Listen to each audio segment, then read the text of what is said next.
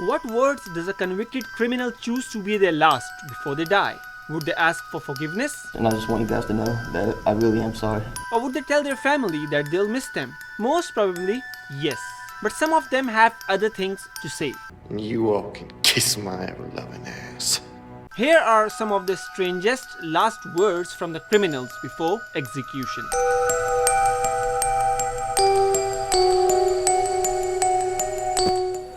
On a Christmas Eve in 1982, 20 years old Jimmy Glass and his inmate Jimmy Wingo escaped from the jail and shot an elderly couple to death by entering their home for the sake of a criminal act. Both blamed each other for the crime, and yet both ended up on an electric chair. He was strapped on the electric chair and was asked for his last words when he said, "I'd rather be fishing," before getting fried alive. What I think is that he was telling the truth about his mate, as he would have thought that after escape he will go fishing rather than putting his hands in any such criminal activity again. But this is not what happened, and yet he ended on an electric chair.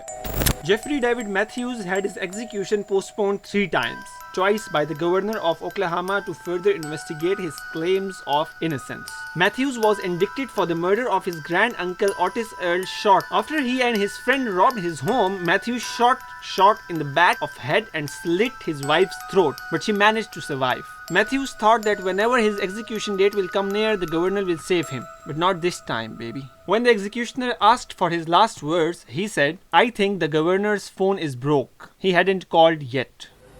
Then we have Peter Kürten, the vampire of Düsseldorf. He was a German serial killer who committed a series of murders and sexual assaults in 1929. And he also confessed a murder of a 9-year-old girl and a 17-year-old girl back in 1913. He was known as a vampire because he occasionally made attempts to drink the blood of his victims' wounds. During Peter's trial in 1931, he was asked by the judge that whether he has any conscience or not. He said, "I have none. Never have I felt any misgiving in my soul, and never did I think to myself that what I did was bad.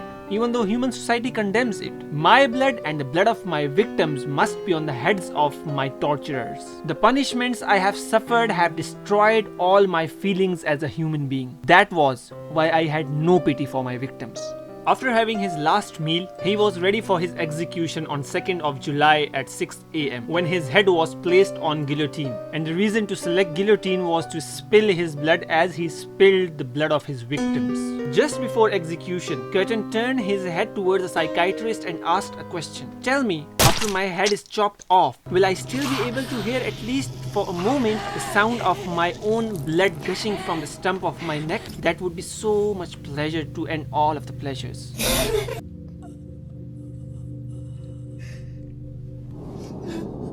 Well, no one had any idea what would be the answer of this question. Then the executioner asked him, "If you have any last words, now's the time." Kürten simply smiled and replied, "No."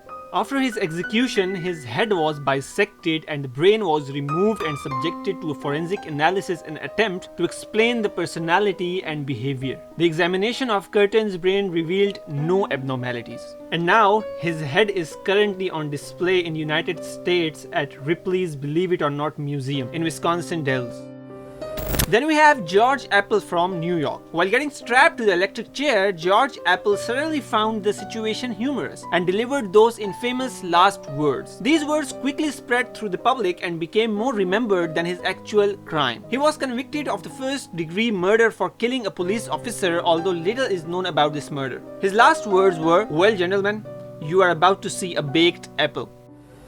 Thomas Grasso from Oklahoma received a death sentence for strangling an elderly woman with Christmas lights during a robbery, and 6 months later murdering an elderly man just to steal his social security check. Although his last meal was fabulous, containing 4 dozen steamed mussels and clams, a Burger King double cheeseburger, a half-dozen barbecued spare ribs, 2 strawberry milkshakes and a spaghetti.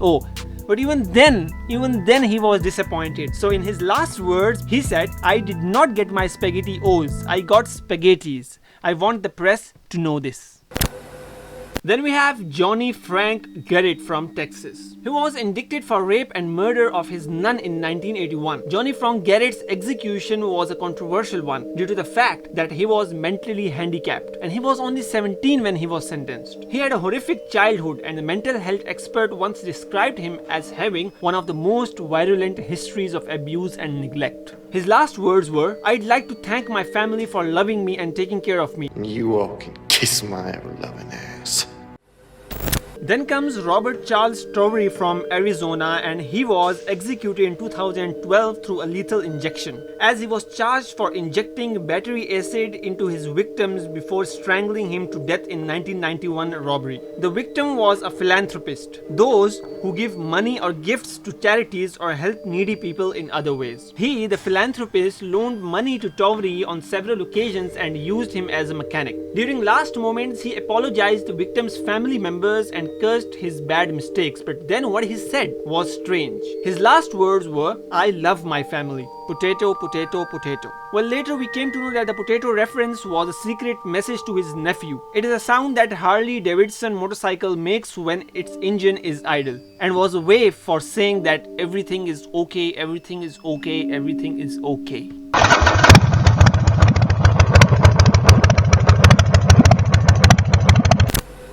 In 1995, James Lewis Jackson from Texas married Sharon Jackson and became a father to two stepdaughters. Due to heavy drug use, he had trouble keeping a job. After struggling with marriage and his wife threatening divorce, he ended up strangling her and her two daughters. At the time of his execution, he asked the warden to murder him. Not execute him, but murder him. And he said, "Warden, murder me." And then he referred to his city, that is Harris City, and compared it to Sodom and Gomorrah, that were two biblical cities destroyed by God due to the wickedness and sins of their inhabitants. And said, "I am ready to roll. Time to get the party started." Then we have James French from Oklahoma. Now in 1958, James murdered a driver who picked him up from hitchhiking. While serving his life sentence, he decided that he didn't want to live anymore, but was too afraid to end his own life. And so, he killed his inmate to compel the state to execute him. His last words were, "How about this for the headline for tomorrow's paper? French fries." As his name was French, so French fries. Well, Sarah Good was not one of the real criminals or murderer, but she was involved in the witch trials. She was one of the first women to face execution for witchcraft. Once she was found guilty, she cursed the judge and said, "I'm no more a witch than you are a wizard. And if you take away my life, God will give you blood to drink." Well, these were her last words before she was hanged.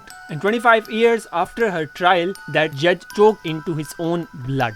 Now, was that a coincidence, or Sarah Good was actually a witchy woman? Who knows? Well, if you like this video, motivate me to make some more videos by hitting that subscribe button. And if you want to say something, go to the comment section and say literally anything you want to say. We will meet in another video. Till then, take care.